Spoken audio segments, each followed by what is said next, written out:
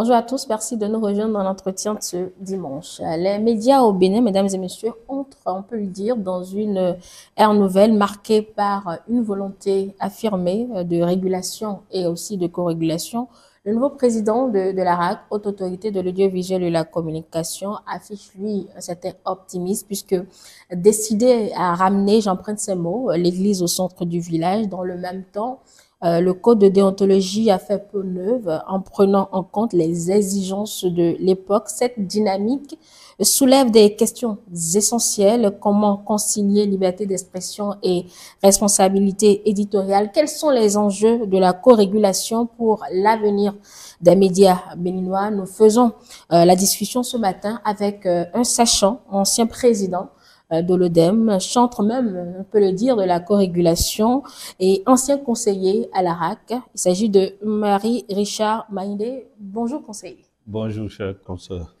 Voilà. Alors, comme je le disais dans l'introduction tout de suite, l'ARAC aujourd'hui, conseiller, séduit pratiquement par sa composition et également par, on va dire, les propos du président, sans oublier aussi les réformes qui sont toujours en attente. On a donc l'impression qu'une nouvelle ère s'ouvre pour la presse béninoise. Est-ce que vous partagez déjà cette lecture, M. Maïndé?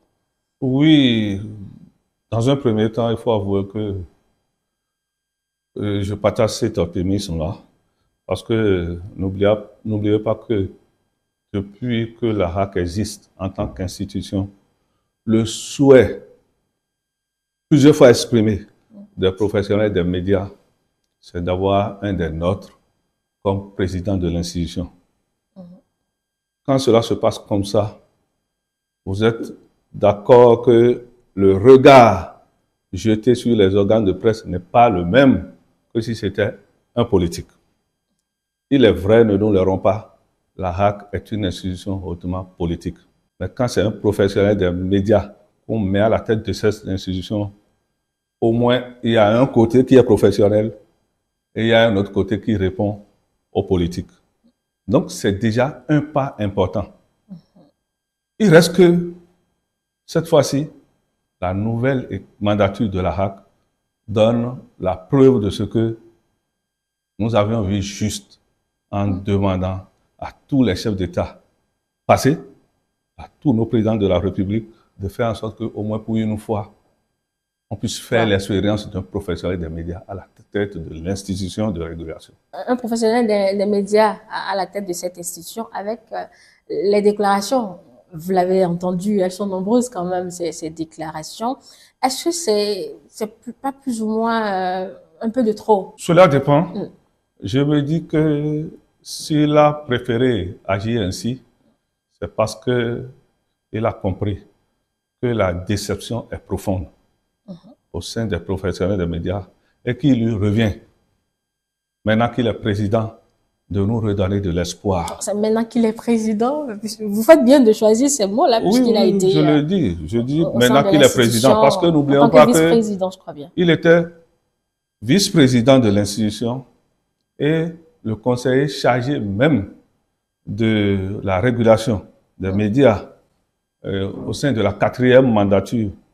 Mais une chose est d'être vice-président, autre chose est d'être président. Ce n'est jamais la même chose. Même si en son temps, il avait un président, paix à son âme, Théophile Nata, qui était très compréhensif vis-à-vis de la presse. Les responsabilités ne sont pas les mêmes, qu'on soit vice-président ou président de l'institution. Comme vous le dites aussi bien, il a été au sein de cette institution, mais quand il se positionne ainsi, avec ces genres de déclarations, n'est-ce pas un peu un désaveu vis-à-vis des mandatures précédentes? C'est tout comme si celles qui ont précédé ont fait preuve de légèreté ou ont été trop conciliantes ou condescendantes. C'est vous qui choisissez. Désaveu, non. Parce que il a compris. Il a compris. Mieux que nous tous d'ailleurs, que la RAC, contrairement à ce que la plupart des professionnels des médias pensent, est une institution politique. Il a surtout compris que maintenant qu'il est président de cette institution, c'est lui qui a les clés. Et que ce ne serait pas la même chose par rapport au moment où il était vice-président. où il pouvait plaider, sans être sûr que ses souhaits seront pris en compte. Mais là, est-ce qu'il est toujours sûr? Le président, Oh oui, là, je crois quand même. Sauf que vous me dites que ça a un côté politique. D'accord, mais quand même, il a une marge de manœuvre parce que c'est lui qui représente aujourd'hui le conseiller du chef de l'État en matière de communication. Disons-le comme ça, parce que c'est lui qui est au cœur aujourd'hui des médias du Bénin, qui sait ce qui se passe réellement au sein des organes de presse, qui sait la vie des professionnels des médias que nous sommes, et qui, par conséquent, est à même de lui faire des propositions objectives qui puissent quand même faire bouger un peu les choses. Nous n'attendons pas le miracle, mais nous voulons quand même que, cette fois-ci, que le chef de l'État nous a écoutés ou a donné la preuve qu'il a cédé à notre doléance, que les choses bougent effectivement, pour que lui-même, il se dise au bout du rouleau qu'il ne s'est pas trompé en confiant l'institution à un des nôtres. Donc, je trouve que cette mandature, c'est la mandature de tous les professeurs des médias. Et que, où que nous soyons, nous devons faire en sorte qu'elle réussisse. Si elle ne réussit pas, c'est que nous avons tous échoué. Toujours est-il que dans 5 ans, nous allons faire le bilan, faire le point pour savoir si vraiment ça a marché, qu'est-ce qui a marché, qu'est-ce qui n'a pas marché et qu'on peut améliorer. Donc c'est ça. Aujourd'hui, nous n'avons plus besoin de passer par personne interposée pour dire, voilà, nous avons tel problème, il semble qu'on ne nous écoute pas à tel niveau. Mais c'est un des nôtres. Moi, j'ai plus de facilité à rencontrer le président de la RAC aujourd'hui, qu'il y a peut-être 2 ans, où c'était le président Moretti. Parce qu'un simple coup de fil suffit pour que je le rencontre. Quand on connaît votre proximité... Non, pas forcément. Bon, d'accord, on ne peut pas aller contre. Il y a la proximité, justement, parce que c'est un des nôtres. Mais je ne peux pas, même si j'ai le contact du président Moretti, l'appeler pour dire, écoute, président, je vais te voir tout de suite. Celui-ci, je peux l'appeler pour dire, écoute, président, si je ne veux pas dire président, je dis, écoute, Edouard, je veux te voir. C'est fraternel, c'est amical, et ça marque quand même une certaine proximité. Tout cela compte pour que les nôtres qui sont là réussissent sur la mandature. Il n'est pas seul. Vous avez vu, quand lui il est arrivé, tous les professionnels qui sont actuellement à la RAC, pour l'accompagner dans cette mission. Voilà ce dont nous parlons. Et il y a Michel Tchanou, il y a François Oudou qui est secrétaire général, il y a Michel Aono. Donc, on ne peut pas avoir autant de professionnels des médias autour de lui et craindre que ça ne marchera pas. Moi, je pense que ça doit marcher, à moins que le bilan me démontre le contraire. Alors, c'est-à-dire que c'est le moment aussi d'être un peu plus exigeant. Je parle là des professionnels des médias qui sont dans les organes de presse, qui doivent être un peu plus exigeants dans leur parution, d'autant plus que ce sont des sachants qui connaissent un peu la maison, qui sont à la tête de cette institution. Comme je le disais quand j'étais à la tête de l'Observatoire de la déontologie, l'exigence du journaliste est pour chaque instant. Ce n'est pas parce que nous avons un des nôtres maintenant que nous devons faire preuve de plus de rigueur. Non, non, non. La profession même exige de la rigueur à tout moment. Sinon, écoutez, l'information qui part, c'est difficile de la rattraper, vous êtes d'accord avec moi? Sûr. Même si on fait des droits de réponse, même si vous faites des rectificatifs, vous pouvez faire tout ce que vous voulez. Et une fois que c'est parti, c'est parti. Et ça peut vous conduire même loin. Même si c'est une fausse information. Imaginez si vous vous retrouvez au tribunal. Que ça vous rapporte. Donc je dis, le journaliste, à tout moment, doit être responsable de ce qu'il fait. Parce que c'est difficile, c'est comme le médecin. Le médecin, s'il est négligent, vous voyez ce que ça fait.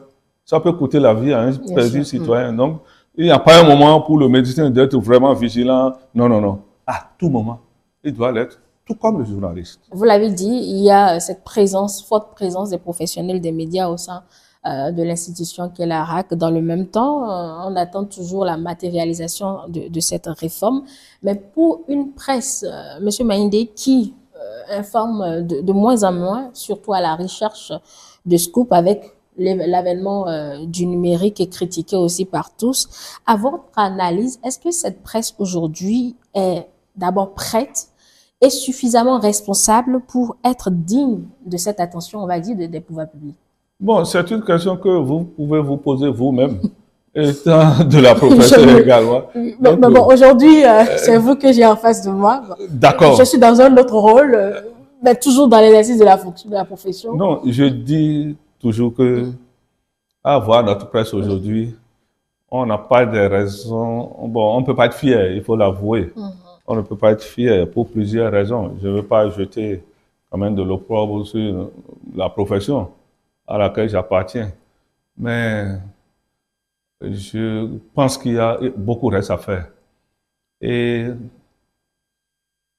les raisons qu'on me donne souvent pour justifier un peu cette situation, c'est que l'environnement économique ne permet pas qu'on ait une presse responsable. Ça, je l'accepte aussi. Mais je me dis qu'à côté, un journaliste doit faire l'effort d'être professionnel. Parce que, vous savez, tout ce que nous disons, quand nous nous retrouvons face à l'écran, tout ce que nous écrivons et qui paraît dans les journaux, c'est comme des étiquettes qui restent collées à notre dos.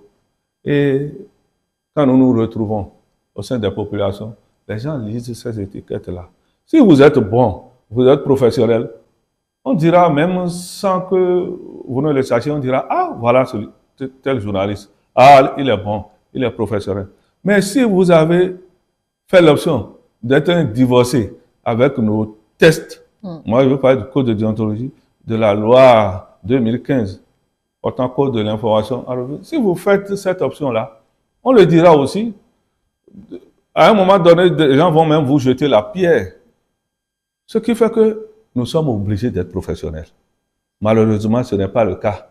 Mais il n'est jamais tard. Vous avez parlé de l'environnement économique. Oui. Quand le journaliste évolue dans un environnement où il manque du minimum pour être lui-même, pour se satisfaire, pour faire face aux besoins fondamentaux même de sa famille, vous êtes d'accord avec moi qu'il est exposé à toutes sortes de tentations. Et dès qu'il en arrive à cette étape, la déontologie n'a plus de sens pour lui.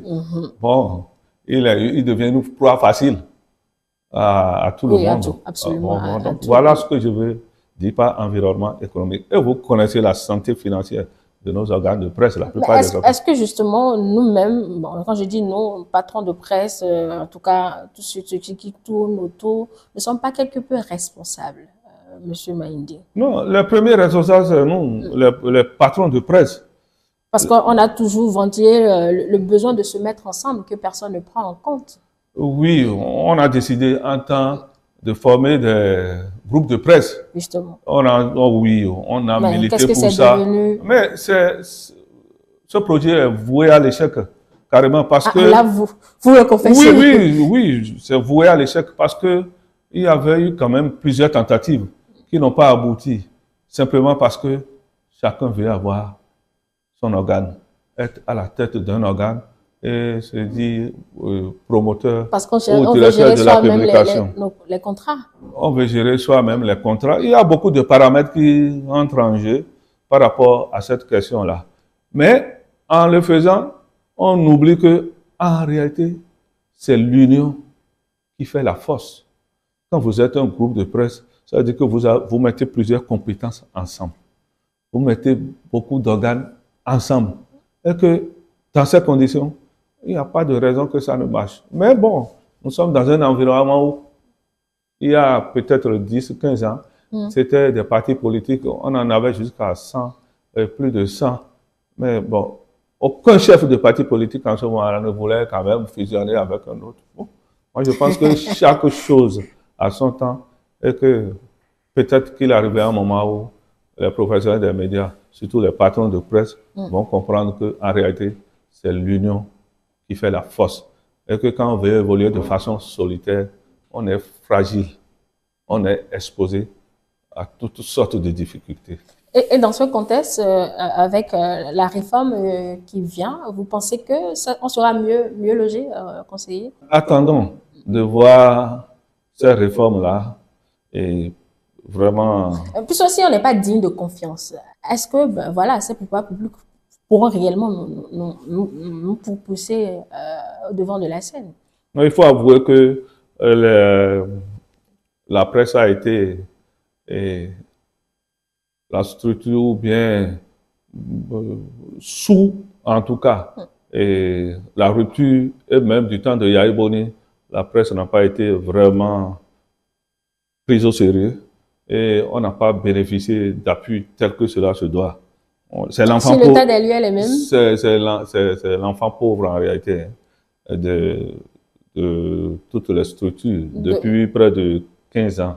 Sinon, l'État n'a pas véritablement fait grand-chose pour les médias. C'est maintenant que je suis en train de voir ce qui va se passer. Je ne suis pas affirmatif, mais comme j'attends de voir ce qui va se produire vraiment, et mon souhait est que véritablement on fasse de la presse aussi une priorité. Je demandais si on est prêt pour cela.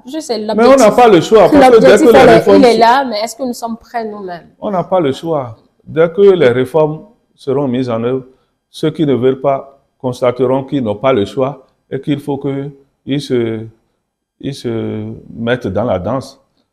Ils vont rester en arrière, mais ils vont constater que les choses ont vraiment changé et que ça bouge. Dans ces conditions, ils seront obligés de se mettre au pas aussi. On est dans un environnement où tout le monde reste sur place, on donne l'impression qu'on bouge alors qu'on ne bouge pas. Je suis convaincu de ce que ça va changer. Alors, vous parlez de l'environnement économique lors de l'ouverture de la première session de l'année 2025 de l'ARAC. Dans le discours du président de l'ARAC, on a entendu que la question de l'aide de l'État à la presse privée sera donc de nouveau débattue et que le principe il est acquis. Alors, est-ce qu'il y a de quoi s'en réjouir aujourd'hui, conseiller Chamali? Je le pense. Parce que, en réalité, il faut avouer que l'aide était quand même un soulagement pour la plupart des organes de presse. Parce qu'au moment où l'aide était accordée, il n'y avait plus de viabilité. Pour moi, il n'y avait plus de professionnalisme. Ah bon? Parce que ça donnait une certaine autonomie ou certaine indépendance aux médias. Il est vrai que tout n'était pas parfait.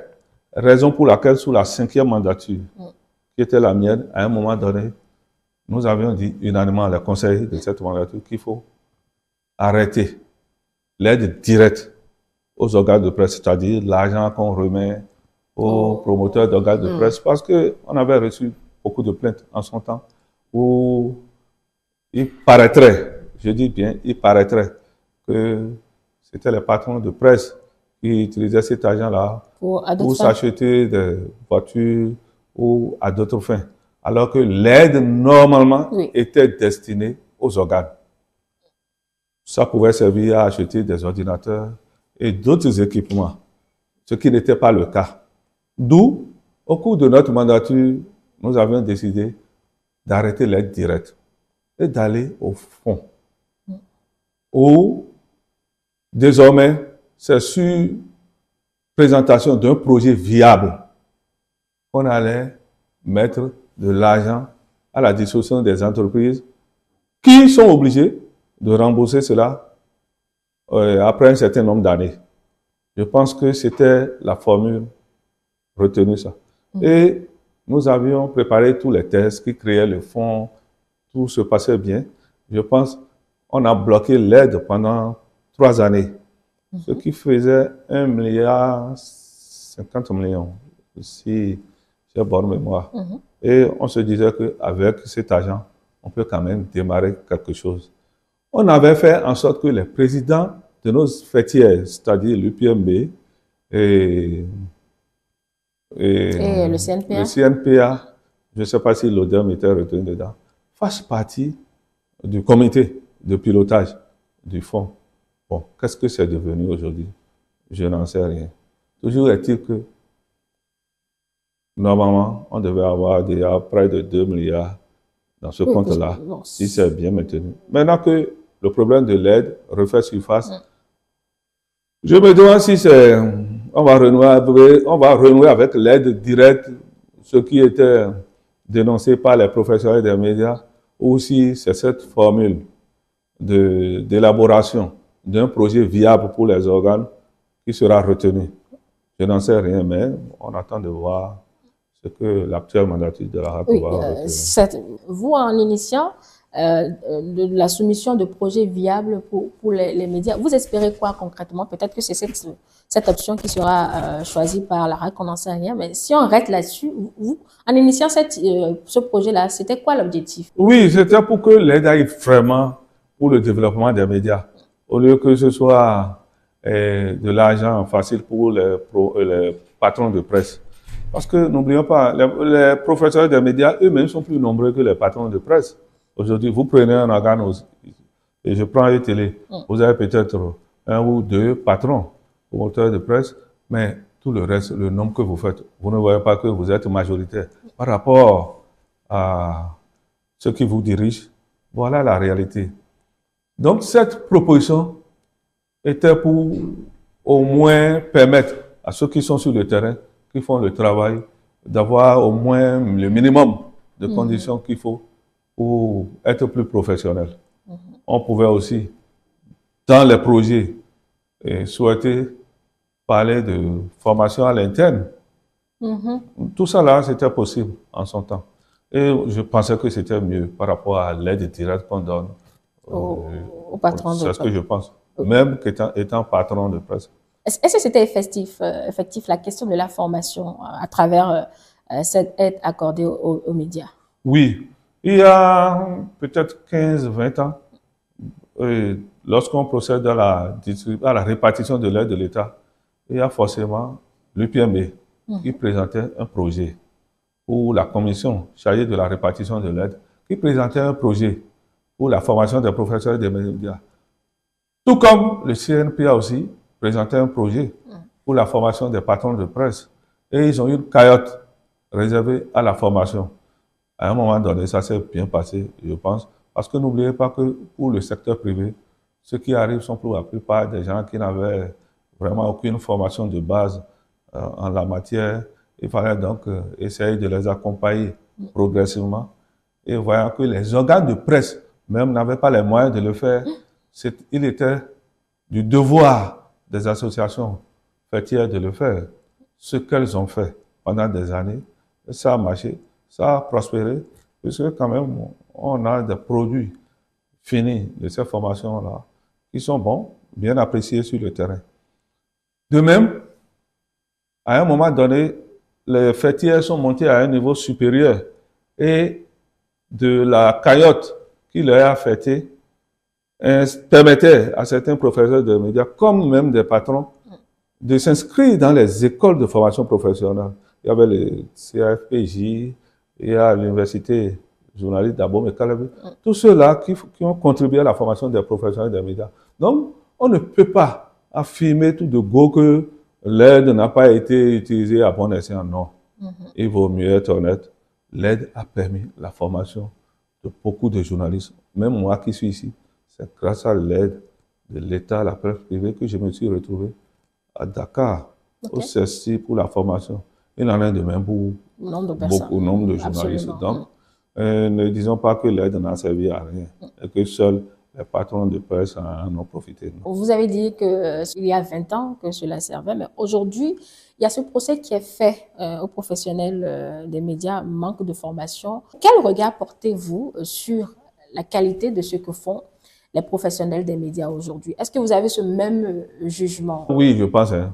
N'oublions pas que notre effectif est très élevé aujourd'hui et que ces critiques-là ne manqueront pas. Même si on nous donne le ciel et la terre, ça ne manquera pas. Et je trouve que c'est toujours bien que ça se passe comme ça. Est-ce que c'est réellement une question de formation? Oui, la formation, quand même, je pense que elle est ce qu'elle est aujourd'hui. Hein. Elle est ce qu'elle est aujourd'hui parce qu'à partir d'un certain moment, on ne forme plus. Avouons-le. Aujourd'hui, si vous êtes journaliste et vous voulez vous former, c'est à vos frais. Alors qu'il y a 10 ans, ce n'était pas le cas. Vous pouvez bénéficier d'une formation grâce à l'aide de l'État, pas les fêtières. Mais aujourd'hui, si vous décidez de vous former davantage, vous devez mettre la main à la poche. Il y a déjà une différence. Il y a déjà une différence. Ça, c'est important. Combien de journalistes sont capables aujourd'hui de faire sortir 500 000 francs CFA pendant une année pour leur formation? Combien peuvent le faire? Très peu. Mais avant, chaque année, on formait près de, je pense en notre temps, nous étions une trentaine de patrons de presse. Imaginez-vous ce que ça fait. C'est des dizaines de millions. Pour les journalistes, c'est presque le double. Imaginez ce que ça fait. Parce que ce n'est pas qu'une seule provocation, une seule promotion qui est allée à Dakar. Il y en a plusieurs. Donc, vous voyez, on ne peut pas, face à ces réalités, dire que la formation n'a pas été une réussite. Pour moi, c'est une réussite. Et on ne peut pas non plus dire que l'aide a été complètement mal utilisée. Non. Il faut pouvoir mettre de l'eau dans notre vin. Il faut voir que, quand même, ça a servi à quelque chose. Ce qui n'a pas marché, comment faire pour que désormais, avec la nouvelle mandature, on puisse alors tirer davantage sur cette ficelle-là pour que ça marche. Le président de la RAC a aussi annoncé, conseiller des mesures qui seront prises pour la régulation de la situation des médias en ligne non conformes aux fréquences radio et audiovisuelles mal attribuées et non utilisées, ce qui nous permet d'aborder à présent la question de la régulation aussi de la co-régulation.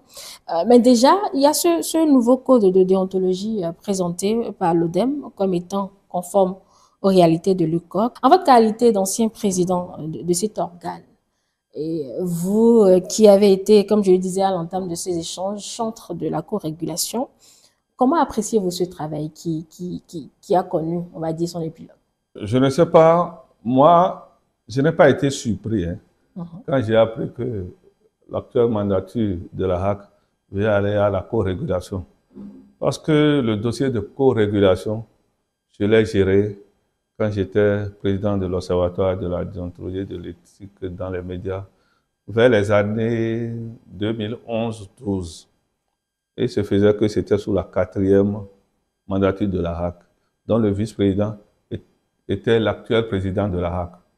Donc, c'est avec lui qu'un temps j'avais géré ce dossier-là de co-régulation, qui malheureusement n'avait pas abouti, parce que nous étions très mal compris de la plupart des professionnels des médias. Et ceux à qui j'expliquais ça, je disais, mais ce n'est pas ce qu'on nous a dit. Ce n'est pas ce qu'on nous a dit de la co-régulation. Il faut avouer que tous les professionnels des médias avaient l'impression que, en sortant, je voulais saborder. L'ODEM, qui est une structure propre aux professionnels des médias, à la RAC, qui est une institution, qu'on le veuille ou non, politique. Je reviens toujours là-dessus. Les professionnels des médias sont jaloux de leur structure, qu'est l'ODEM, et n'ont pas du tout l'impression de l'avoir collaboré avec la RAC, qualifiée en son temps de H, c'est-à-dire une institution qui est là pour couper la tête aux médias. Oh, avant qu'on en arrive à la co-régulation, il a fallu que tout n'est pas officiel, que avec nos confrères qui étaient à la RAC en ce moment-là, je veux parler de paix à son âme, du conseil à pouvoir Célestin, du conseil Kimba Bassegere, du vice-président en son temps, Edouard Loko. Et il y avait d'autres confrères, même le DG de ETélé aujourd'hui, l'actuel secrétaire général de la RAC, on avait réfléchi. Qui était mon prédécesseur à la tête de l'Observatoire. Donc, c'était une réflexion qui nous avait amené à cette conclusion. Et si on l'avait appliqué, ça aurait contribué à mieux protéger la presse et surtout à les obliger à être plus professionnels. Quelle était la situation en ce moment-là? C'est que dès que vous commettez une faute professionnelle et qu'il y a une plainte, l'ODEM sanctionne par un communiqué. Et nous nous rendons compte de ce que le plaignant a aussi saisi la HAC qui sanctionne une deuxième fois par un communiqué. Il est arrivé des moments où le plaignant va au tribunal. Et au tribunal, le confrère est encore condamné. Parce que c'était simple pour le plaignant de se présenter avec une décision de la HAC ou de l'ODEM pour dire, vous voyez, même ses collègues l'ont condamné. Et le jeu était déjà, le jeu est facile pour le juge de dire, bon, ça veut dire que tu as violé. Donc, ainsi de suite. Nous avons dit, mais condamner la même personne ou le même organe à trois niveaux, ça nous posait un problème, logiquement. Deuxièmement, l'aide de l'État en ce moment-là, pour son attribution dans la commission, on tenait compte de ces éléments. Est-ce qu'il est condamné durant cette année par l'ODEM? Si on dit oui, on présente la décision de l'ODEM, ça va faire 10 ou 15 points en moins. Est-ce qu'il est condamné par la HAC? Oui, ça vous fait encore 10 ou 15 points en moins. Donc, regardez, c'est que l'organe est doublement condamné. Et de ce seul fait, peut ne pas bénéficier de l'aide de l'État à la presse. On a trouvé que quand même, ce n'était pas possible. Mais la HAC, étant une institution de l'État à part, ne peut pas dire, c'est parce que l'ODEM l'a déjà condamné, nous n'allons pas rendre notre décision. Non, la HAC ne peut pas dire ça. C'est une institution régalienne de l'État. Chez nous, ce n'est qu'une structure. Quand vous prenez les deux, l'institution de l'État et la structure, qui a plus intérêt à ce qu'on aille à la co-régulation. Parce qu'avec la co-régulation, le contenu est simple. Dès qu'il y a une plainte adressée à la HAC et à l'ODEM, la HAC ne statue plus, mais laisse l'ODEM statuer. Maintenant, si l'ODEM invite le confrère, le directeur de publication, qui refuse de se présenter, en ce moment, la HAC rend sa décision. C'est une manière indirecte d'obliger les confrères à se présenter devant l'Observatoire de déontologie et de l'éthique dans les médias. Est-ce que ce n'est pas mieux comme ça? C'était des choses qu'on ne pouvait pas expliquer publiquement.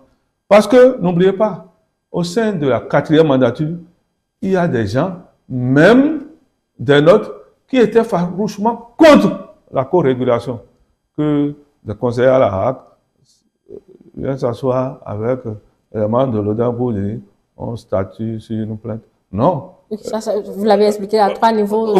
C'est pas pour arranger le professionnel. Il veut rester conseiller à la HAC avec leurs prérogatives. Donc, il ne voulait pas d'une quelconque collaboration avec l'Observatoire de la déontologie.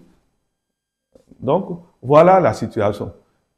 Toute analyse faite, c'est que nous avions intérêt à aller à la co-régulation. Pour au moins permettre aux organes de presse, aux confrères de souffler. Malheureusement, à notre sein, il y en avait, et ils sont très nombreux, à ne pas du tout vouloir entendre une quelconque collaboration. Est-ce que c'est réellement compris, cette co-régulation? Mais il y en a qui ont compris.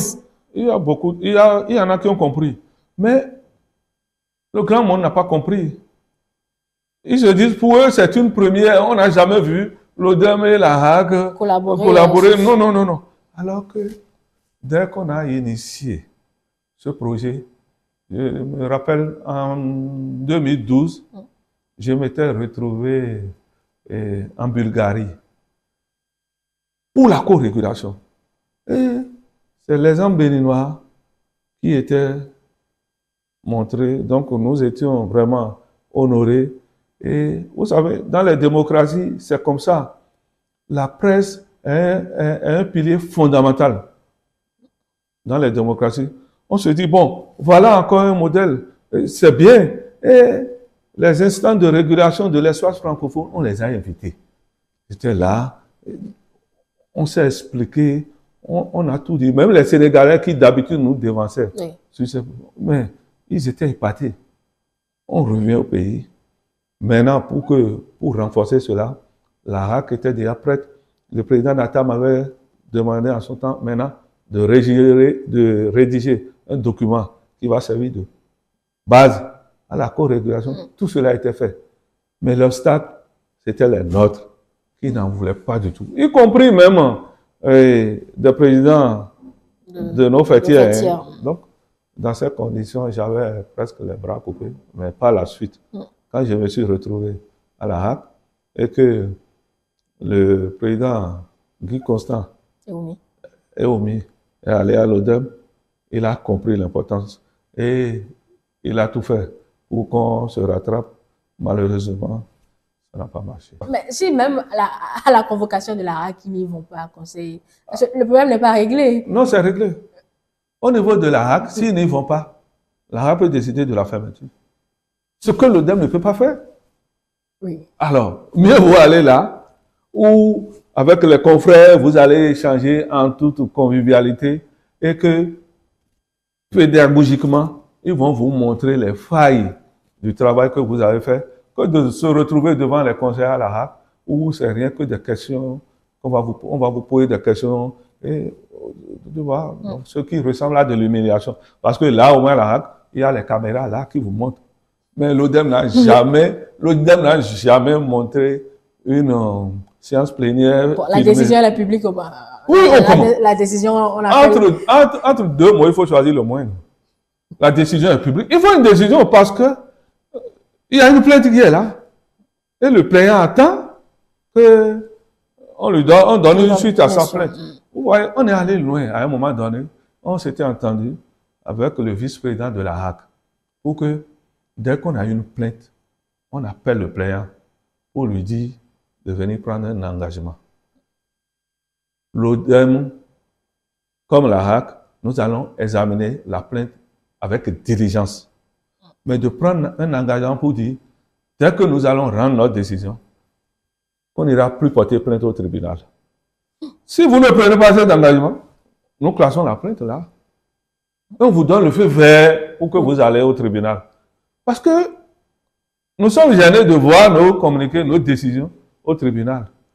Il y a des magistrats qui, il faut le leur reconnaître, nous connaissant et compte tenu de nos proximités, quand des plaintes vont au tribunal, disent il vaut mieux aller à l'ODEM ou à la RAC.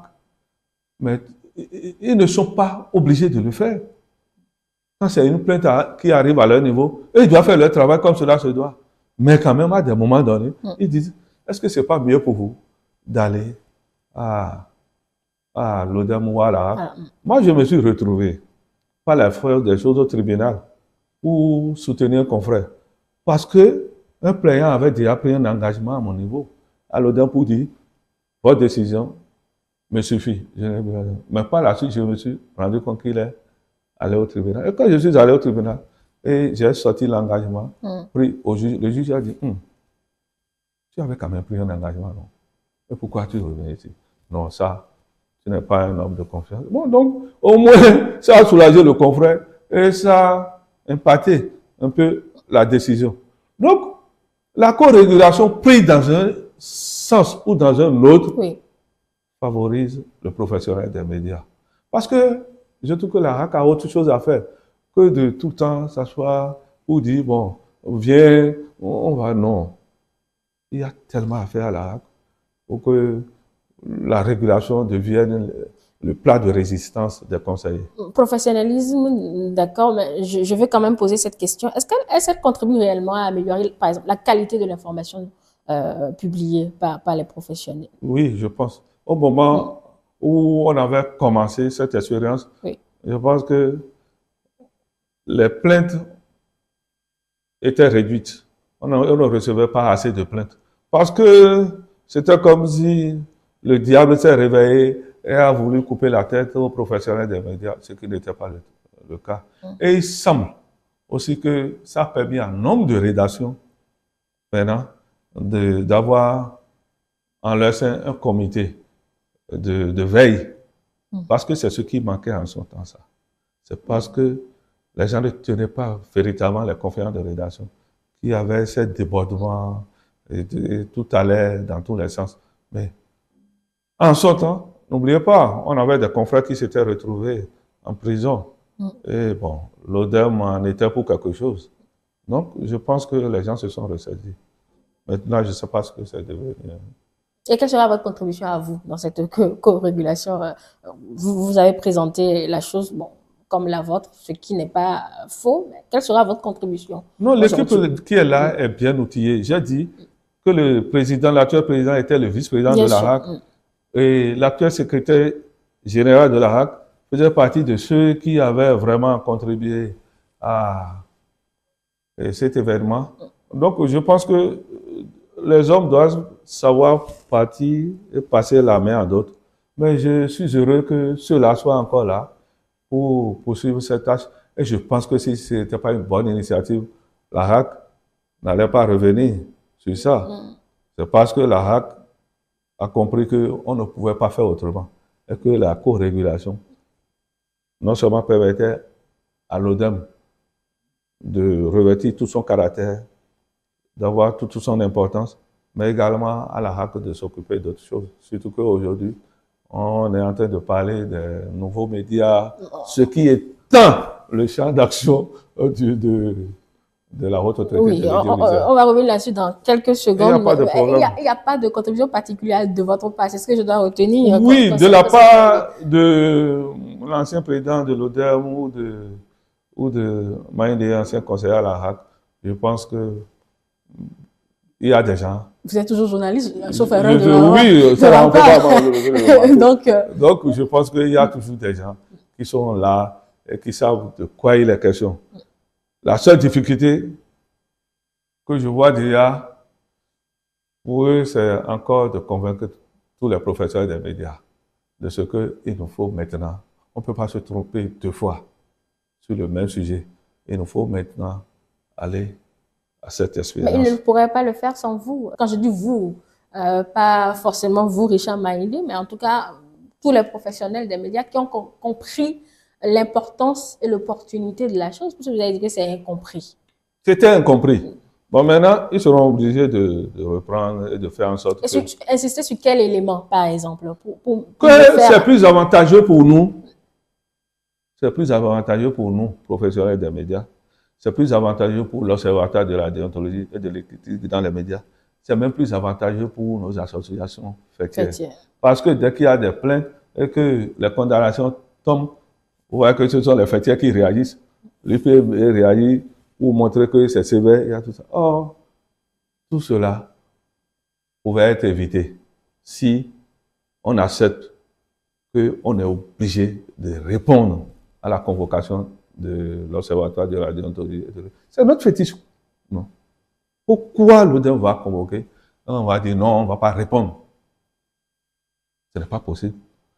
Si vous ne répondez pas, vous êtes obligé de répondre aux gendarmes qui est en haut. Bon, comme on l'a dit tout à l'heure, ils ne le font pas, mais bon, ce gendarme peut suspendre le média. Voilà, c'est déjà... Il y a cette possibilité-là. Voilà, ce que l'ODEM n'a pas. Et c'est parce qu'on voit l'ODEM faible qu'on se dit qu'on peut ne pas se présenter. Tout le problème est à ce niveau. Quand on a fini de parler de la co-régulation, la RAC, elle a le devoir de réguler le fonctionnement des médias. Et aujourd'hui, on est à l'ère du numérique et des réseaux sociaux. Et quels sont justement les enjeux de cette régulation à cette ère-là, conseiller?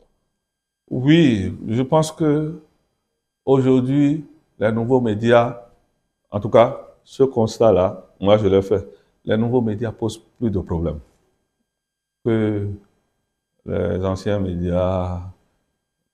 Et c'est rien, c'est depuis 4 ou 5 ans, c'est ce qui se passe. Vous voyez, moi j'ai passé 5 années à la RAC sans statuer, sans examiner une plainte au sujet d'un média en ligne. Non, non, non. Parce que je n'avais pas d'outils pour le faire. Aucun test. Dès que j'ai une plainte, et c'est sur un média en ligne, je demande qu'on a fait ça, que le plaignant aille au tribunal. Parce que notre code de l'information et de la communication ne dit rien des yeux. Maintenant, l'outil de base que nous avons, qui est notre code de déontologie, ne dit rien par rapport à ce type de médias. Vous voulez qu'on fasse quoi? Qu'on invente? Je n'étais pas dans la logique d'inventer en ce moment-là. Donc je me suis dit, bon, comme il y a une structure, comme il y a la justice est capable de le faire, il vaut mieux aller là-bas que de ranger une plainte sans suite, sans suite, puisque au fait, tous nous sommes citoyens. Quand vous diffamez quelqu'un, dites-vous que peut-être derrière cette personne, il y a soit son époux, soit son épouse, et ses enfants. Donc voilà, vous devez répondre de ça. Maintenant, je pense que les outils, on commence par les mettre en place pour pouvoir mieux réguler ce type de médias. Parce que c'est facile. En réalité, vous ne pouvez pas dire, je me rappelle d'un organe, j'ai reçu une plainte et exprès, hein, comme connaissant le confrère, j'ai dit, bon, viens, j'ai une plainte concernant, mais ce n'est pas pour les amener en commission, on va échanger par rapport à ça. Vous savez la réponse que j'ai reçue? Il dit que ce n'est pas la RAC qui l'a autorisé. Il n'a pas tort. Puisque la RAC n'a pas son acte de naissance. C'est ça. La RAC ne régule que les organes qui dépendent de sa compétence, de sa juridiction. Il dit que non, que c'est un média, ils sont sur Internet, que ça ne concerne pas la RAC. Écoutez, à ma place, qu'auriez-vous fait? Je n'avais rien à faire. J'ai trouvé qu'il a raison. Mais je lui ai dit, viens. Au moins, en tant que confrère, professionnel de médias, ça nous permettra d'échanger. On ne finit jamais d'apprendre. Même nous qui sommes ici, on continue pas à apprendre par rapport à cette profession. Donc, il est venu, on en a parlé. Bon, il a compris que ce n'était pas pour rendre une décision au niveau de la RAC. Mais je pense que ce domaine-là mérite d'être régulé. Parce que c'est un terrain sur lequel il y a tellement d'informations et il y a tellement de facilité à servir. Même quelqu'un qui est en moto, il sort, il tombe sur un événement, il prend les images, il balance. C'est ça la profession. Il y a des règles minimales qui s'imposent à la profession. Collecte, traitement, c'est ça, non? Bien sûr. Et donc, moi, je pense que ce soit les nouveaux médias ou les anciens, au moins ces trois éléments-là demeurent, non? Ou bien on ne traite plus, on ne fait plus de collecte. Non, si. Ça sera compliqué. L'information est traitée et collectée, avant d'être traitée. J'ai dit tout à l'heure qu'on ne finit jamais d'apprendre. Si au moins ça n'existe pas, ça veut dire que c'est des éléments nouveaux qu'on nous apporte. Donc voilà, au fait, les raisons pour lesquelles il faut réguler. Enfin, il faut trouver les moyens pour réguler les nouveaux médias. La régularisation justement de ces médias en ligne est un début des régulations. Nous sommes à un début. On aurait pu aller à ça depuis 11 ans. Hein. Depuis 11 ans, on aurait pu aller à ça. Mais bon, et on n'y est pas, mais mieux vaut tard que jamais. Mieux vaut tard que jamais. Si vous allez au niveau de nos tribunaux, par exemple, on vous fait le point des plaintes ou diffamation. Vous verrez que par rapport aux anciens médias, il n'y a plus grand-chose. Il n'y a plus grand-chose. Et que la difficulté maintenant, c'est au niveau des nouveaux médias. Mais justement, est-ce qu'à un moment donné, un problème ne va pas se poser surtout sur le canal de diffusion qui reste Internet? Et en la matière, il y a un nombre de confrères qui indexent le code du numérique. Est-ce que vous faites partie de ceux-là qui pensent qu'il y aurait peut-être confusion peut-être dans les tests à appliquer à ces confrères en cas d'infraction? Oui, je sais là où tu viens venir, le volet de ta question. Moi, je trouve quelque part qu'il y a abus. De quel côté? Quand on envoie directement ça sur le code numérique, on envoie des confrères en prison. Je n'ai jamais soutenu ça parce que on a déjà dépassé cette étape. Un journaliste ne doit pas être envoyé en prison pour le travail qu'il a fait. D'accord. Maintenant, ceux qui sont envoyés en prison, c'est parce qu'on ne les considère pas comme des journalistes, comme des professionnels des médias, qu'on leur applique la loi sur le numérique. Ça veut dire quoi? Parce que la nature a horreur du vide.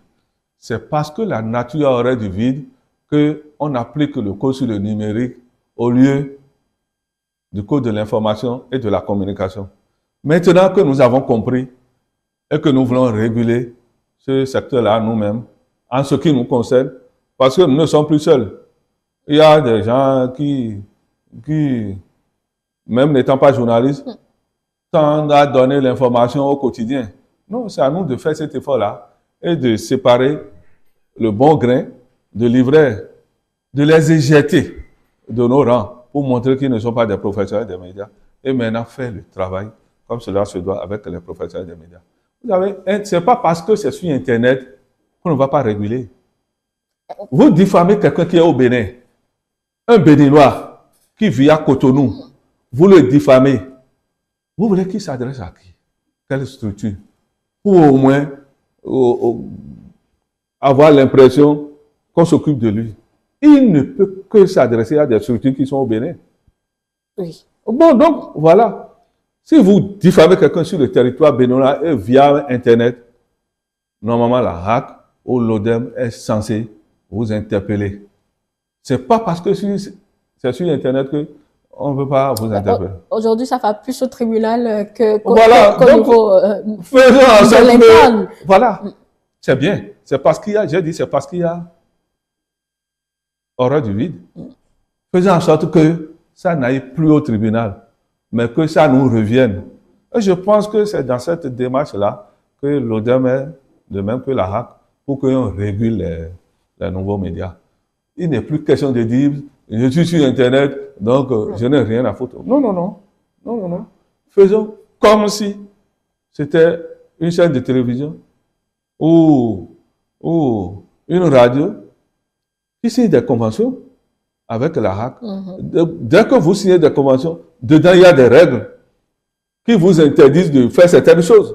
Bien sûr. Même si vous voulez reporter une émission, vous voulez changer de programme, vous êtes obligé d'informer la HAC. Pourquoi?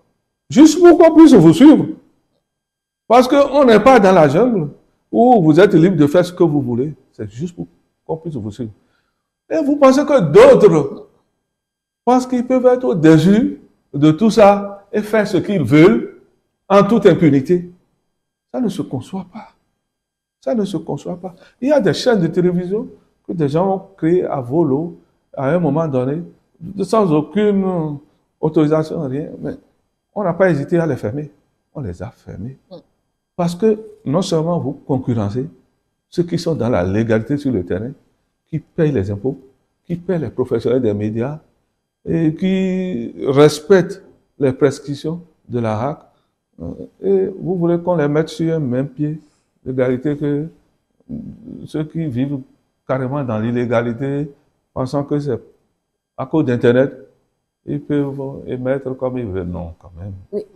Ma question, c'est comment rassurer alors ces confrères qui émettent sur Internet que dans cette régulation-là, ils seront traités exactement comme les médias classiques, je préfère le dire comme ça, sans pour autant que leur cas soit référé, par exemple, au code du numérique? Non, la première chose, d'abord, il faut qu'ils se régularisent. Si déjà, ils ne sont pas allés à la HAC pour remplir les formalités, donc ils ne doivent pas émettre. Ça, je suis formel là-dessus. Il faut qu'ils se régularisent. Maintenant, une fois que c'est régularisé. Une fois que c'est régularisé, je pense que dès qu'ils ont la carte de presse, avant, le tribunal demande toujours, en tout cas au moment où j'étais à la HAC, on écrit toujours au président de la HAC pour demander si les journalistes, quelle est sa carte de presse, et je donne les références. Le souci, c'est que la carte peut expirer. Non, même si la carte expire. Quand on sait que le délai d'attribution peut prendre parfois du temps, vous n'êtes plus journaliste quand votre carte ça fait partie. expire. Moi, là où je suis, ma carte ADS depuis donc, que vous n'êtes plus journaliste normalement. Non, non, ce n'est pas ça. Vous savez, il faut chercher toujours à améliorer les procédures. J'ai bien entendu, je ne sais pas si c'est officiel, qu'avec la nouvelle mandature de la HAC, il y a une formule de renouvellement automatique. Oui. C'est-à-dire 1 mois avant, et on procède au renouvellement. Il suffit de fournir les pièces pour le renouvellement, comme nous le faisons pour le passeport ou notre carte d'identité. Et le renouvellement est automatique. Je trouve que c'est une avancée. En temps, il faut rendre il faut rendre à César ce qu'il y a à César. En notre temps, quand on rencontrait les responsables de l'UPMB, l'ancien conseiller Potiemé avait toujours souhaité que on trouve la formule pour que le renouvellement soit automatique. J'étais pour cette proposition, mais on n'a pas pu aller à ce stade-là. L'actuelle mandature, telle que je suis un peu les choses, est dans cette dynamique. Et le renouvellement sera automatique. Je le souhaite, puisque ce n'est pas encore fait, mais je souhaite qu'il en soit ainsi. Il n'y aura plus de vide entre la période d'expiration de carte de presse et celle de renouvellement. Un mois avant, si vous déposez vos dossiers, vous allez payer au trésor ce que vous devez payer. Vous verrez votre carte sortie. Quel que soit le degré de professionnalisme des professionnels, il y aura quand même des plaintes. Cela arrive dans tous les pays, hein, un peu partout. Vous allez en France, en Belgique, même aux États-Unis, il y a des plaintes. L'objectif visé, c'est qu'il y ait moins de plaintes. L'objectif visé, c'est que nous soyons plus professionnels. Et dès que ces objectifs sont atteints, le public épouse forcément la presse et la porte. Il faut aussi de la diversité. Ce qui manque dans nos organes de presse. Respectons nos lignes éditoriales. Quand, vous savez, je me suis amusé à faire un jeu là, pendant les élections législatives, je me rappelle plus, il en est là. Et j'ai demandé que toutes les parutions, on me les amène systématiquement. Et chaque jour? Chaque jour. Non, vous êtes obligé de faire le dépôt. Oui, bien sûr. Oui. C'est obligatoire. C'est obligatoire. En tout cas, moi, en tant que président de la commission d'éthique, j'ai la plupart des organes de presse, sauf ceux qui évoluent dans l'illégalité. Et j'ai demandé à mes collaborateurs de les classer, quotidiens, hebdomadaires. Et une semaine après, nous avons fait le point. Sur les 24-25 organes, souvent vous avez 17 à 18 qui ont la même manchette. Je dis bien la même manchette. Hein. Parfois, 5 ont le même titre, le même sous-titre, le même titre, bon, et le même contenu. Ceux qui sont un peu habiles changent ou intervertissent. Ouais, ce n'est pas en réalité pour les sanctionner. Parce que je dis que ce soit la régulation ou la co-régulation, l'objectif n'est pas de sanctionner. Vous savez, au niveau de la justice chez les magistrats, on vous dira que l'emprisonnement, la privation de liberté, c'est l'exception. La règle, c'est que les gens soient libres. Quand on envoie quelqu'un en prison, c'est l'exception. Au niveau de la régulation, c'est la même chose. Fermer un organe, sanctionner, c'est l'exception. Il faut que nous comprenions ça. C'est ce qui justifie le fait que moi, j'ai toujours mis l'accent sur la confrontation, les échanges, le dialogue. Ça me permet moi aussi d'apprendre. Oui, je découvre des choses. Donc, à cette occasion, j'ai invité les 24 directeurs de publication. Et les conseillers qui le voulaient, je leur ai dit de venir quand même sur ce débat-là avec moi. Et même le président Adam Bonite ici, il était libre. Et chacun, on remet à chacun ses parutions de la semaine. Bien classé, hein. Toi, tu donnes ton titre, l'autre donne son titre. Chacun donne son titre. Après les titres là, on dit, bon, toi, lis. L'autre lit, l'autre lit, l'autre lit. À un moment donné, tous ont baissé la tête. Ils ont baissé la tête. Bon, il y a de quoi aussi. Les gens ont dit, conseil, tu as voulu nous humilier. J'ai dit non, pas voulu vous humilier. C'est pour vous. Vous voyez, il n'y a pas de décision par rapport à ça. La RAC ne rendait aucune décision. Mais c'est pour vous amener à comprendre la gravité de l'acte que vous posez. Bien sûr. Nous avons pris un engagement qui n'est pas écrit, hein, de donner l'information au public. Parce qu'il n'est pas donné à tout le monde de faire la collecte, le traitement et la diffusion. Nous, journalistes, là, c'est un engagement non écrit que nous avons pris, de faire ce travail-là à leur place. Si bien que le président qui est dans sa ferme, qui a sa radio, dès qu'il capte la radio et que vous dites qu'il s'est produit un événement à tel endroit, quand lui, il apprend ça, c'est ça qu'il retient. Bien sûr. Si c'est 4 fois après, vous dites que c'est faux, que c'est plutôt... Mais lui n'a plus retenu ça. Non, d'où la délicatesse de l'information que nous donnons au public. Toujours de la question de la régulation. On a entendu le président de la RAC annoncer également qu'il y aura les fréquences radio et audiovisuelles qui ont été mal attribuées ou non utilisées. Ce sujet sera aussi dans cette session-là. Il y a un sujet particulier sur lequel je vais prendre votre avis, la question de la situation de ce média-là, Gulf Télévision, conseiller Richard Maïndé. L'angle de la question, c'est la régulation et la protection de la liberté de presse. La loi organique sur la RAC nous donne tous les moyens de fermer. Ça, c'est une évidence. Les gens ne le savent pas. Et le président de la RAC, seul là-haut, il est là. Il peut décider de fermer.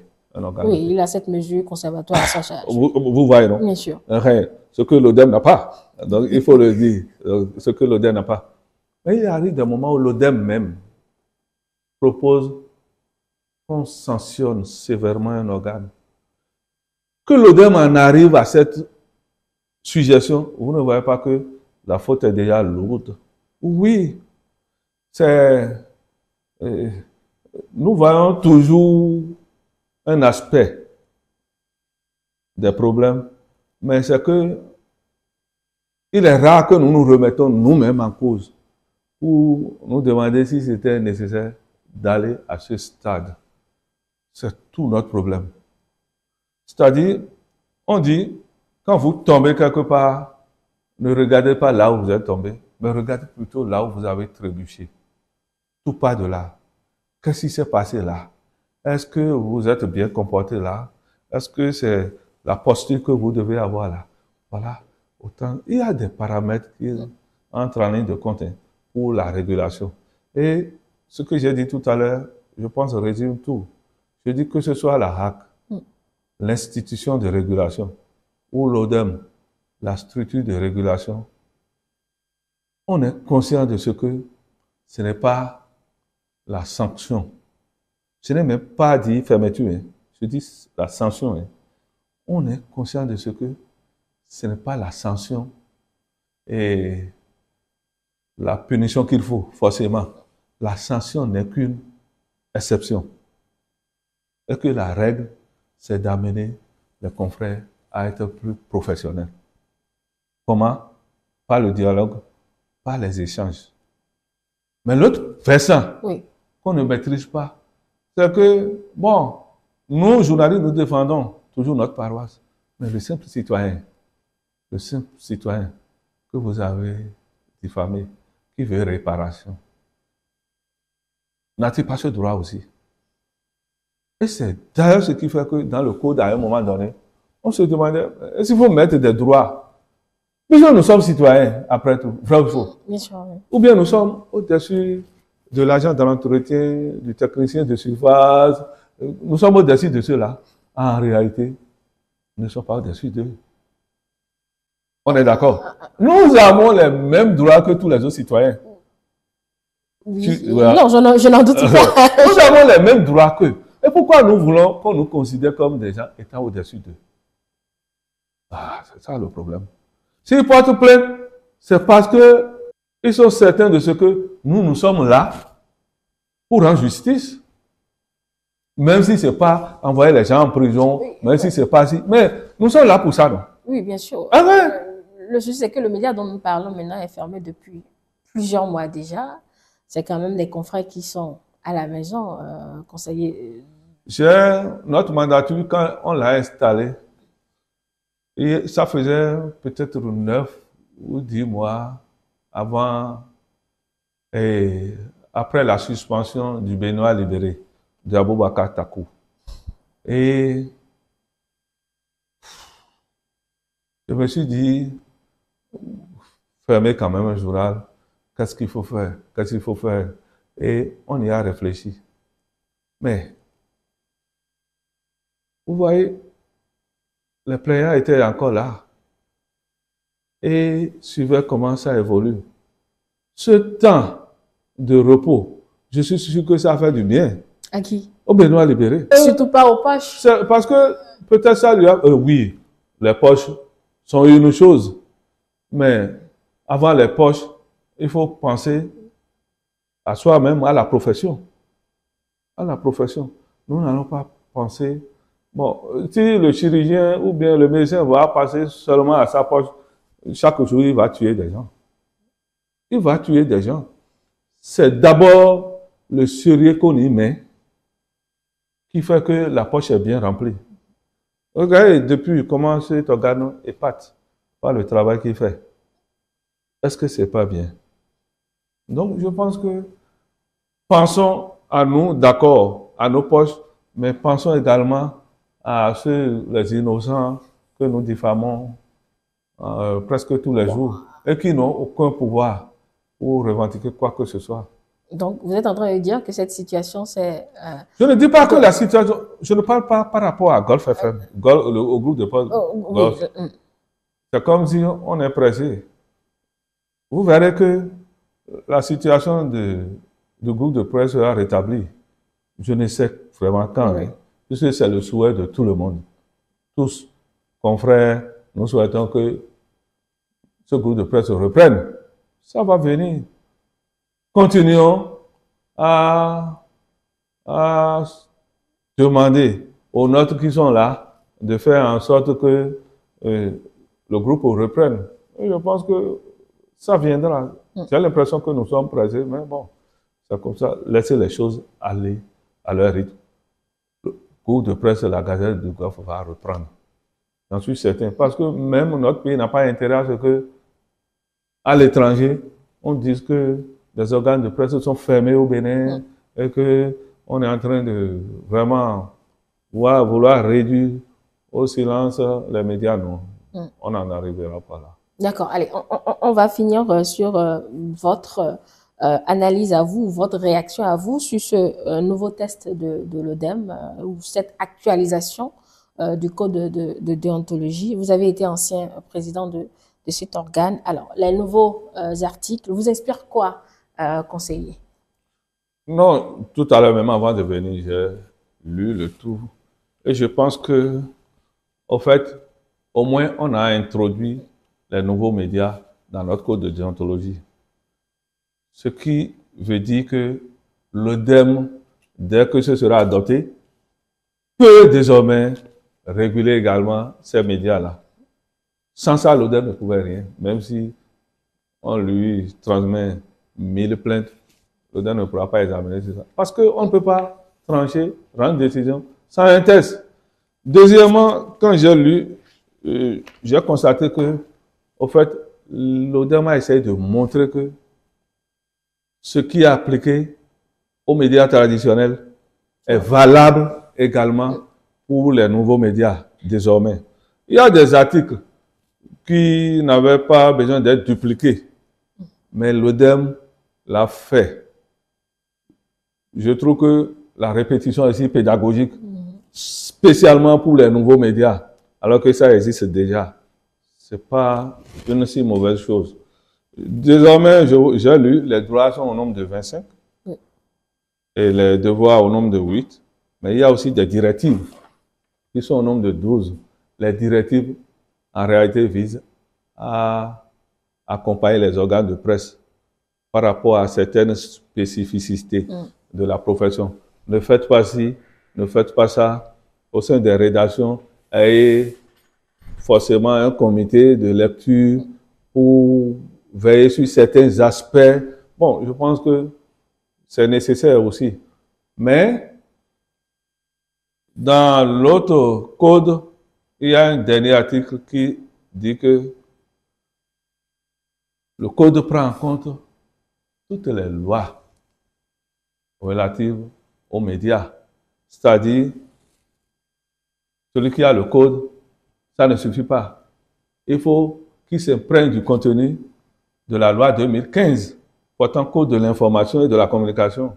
Il ne faut pas que, après, on dise, mais vous nous avez dit que le code règle tous les problèmes. Maintenant, vous nous renvoyez à la loi 2015. Non. Le code ne donne que les grandes lignes de ce que le journaliste doit connaître. Il faut qu'il se réfère forcément à la loi 2015 pour comprendre davantage ce qui est dit ici en peu de mots. Donc, ne perdons pas de vue cette réalité-là. Et je pense que cette fois-ci, nous pourrons espérer que les choses vont changer. Qu'avec ça? Ça là, c'est oui, je pense que déjà avec ça là, les choses peuvent changer. D'accord, changer certainement Qualitativement, sur le plan professionnel, oui.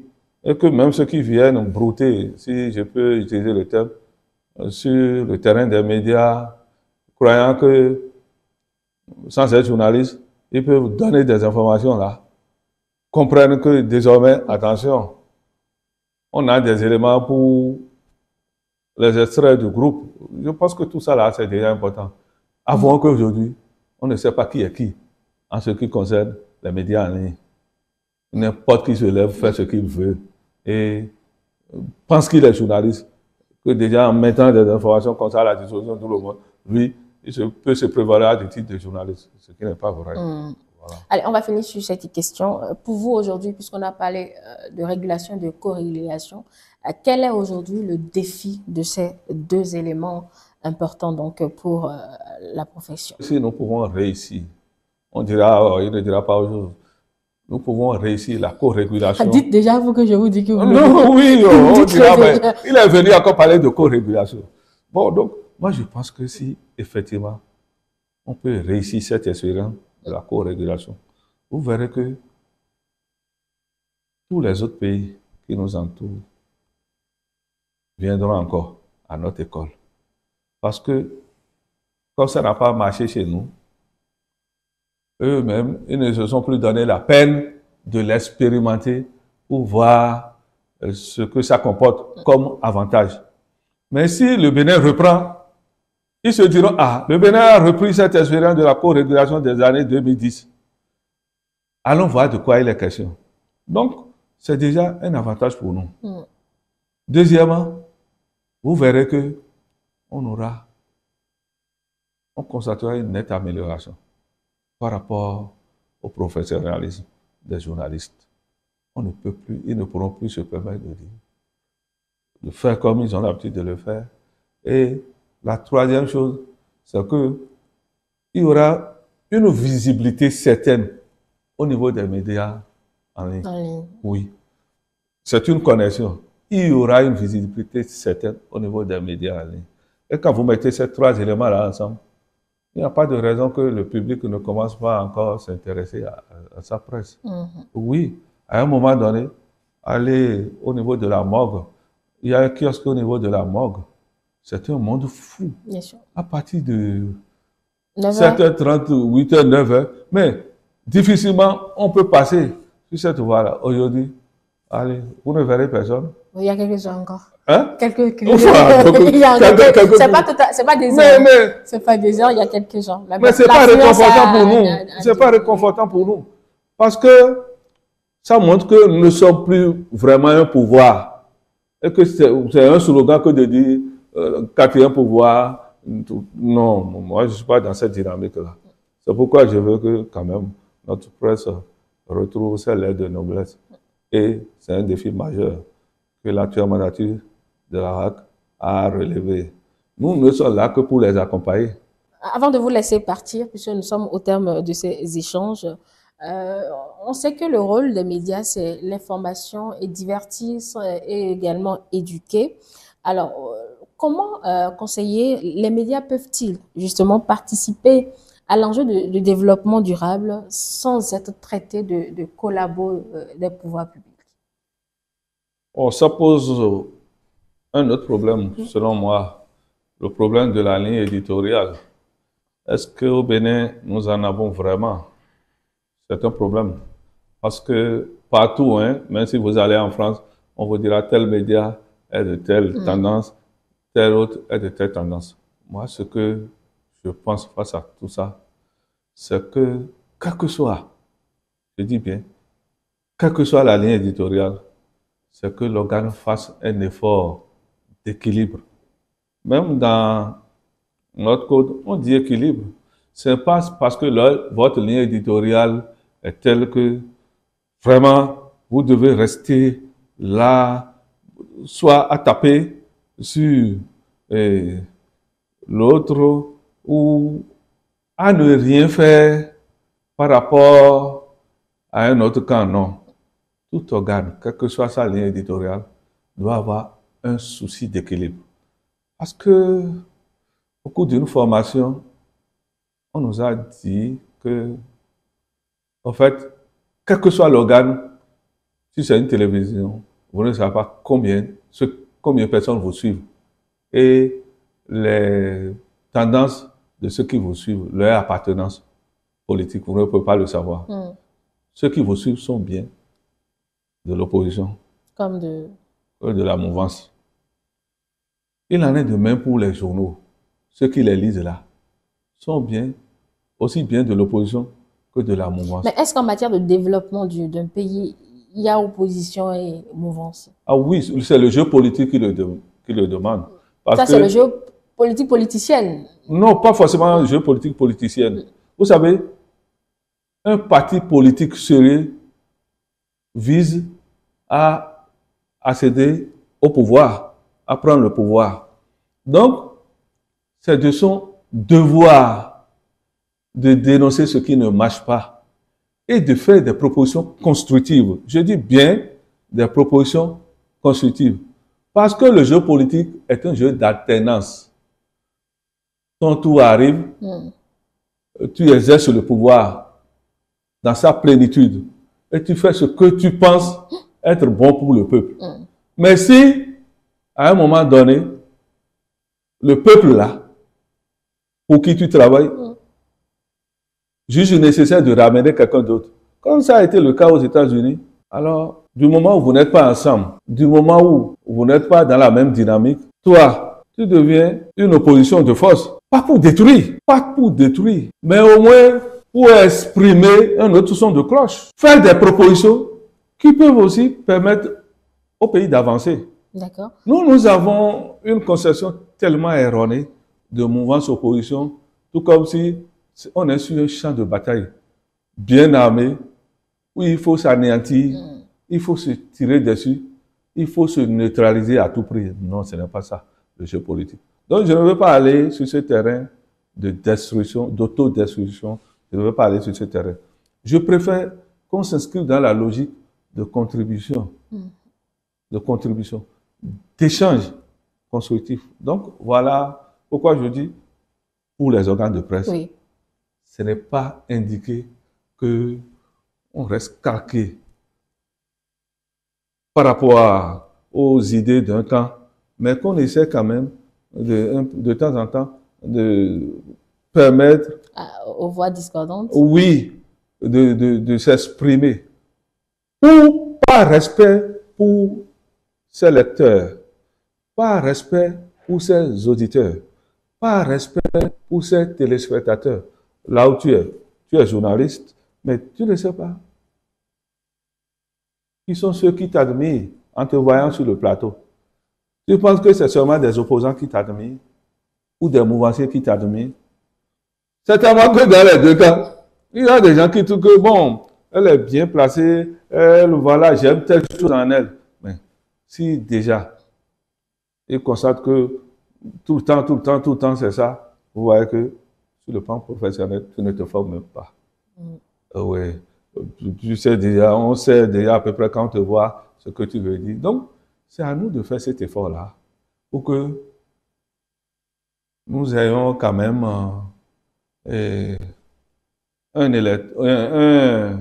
un champ d'auditeurs ou de lecteurs ou de téléspectateurs bien vaste. Ce n'est qu'une contribution des médias, ça. C'est une contribution au développement du pays.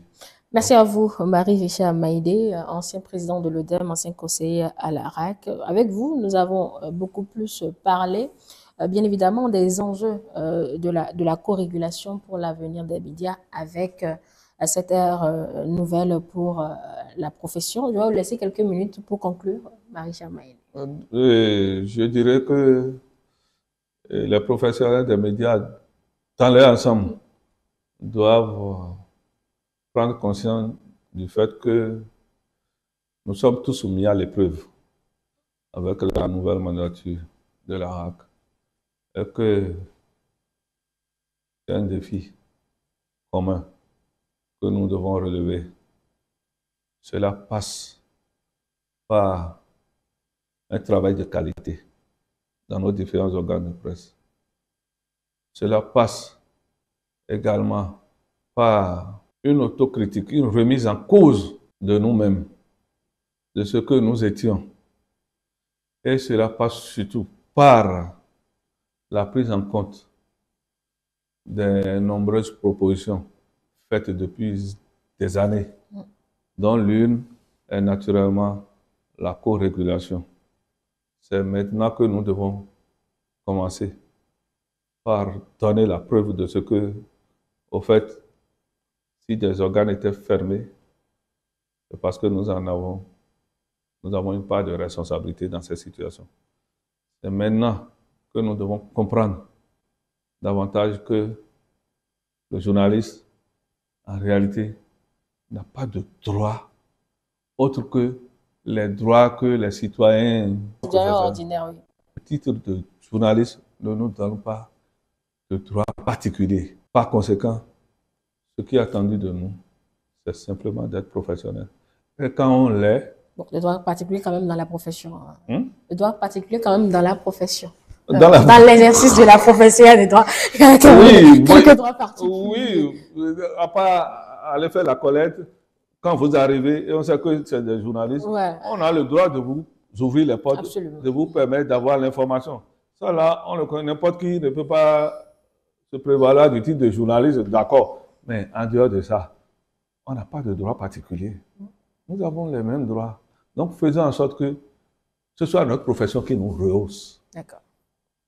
Et faisons ce que nous devons faire.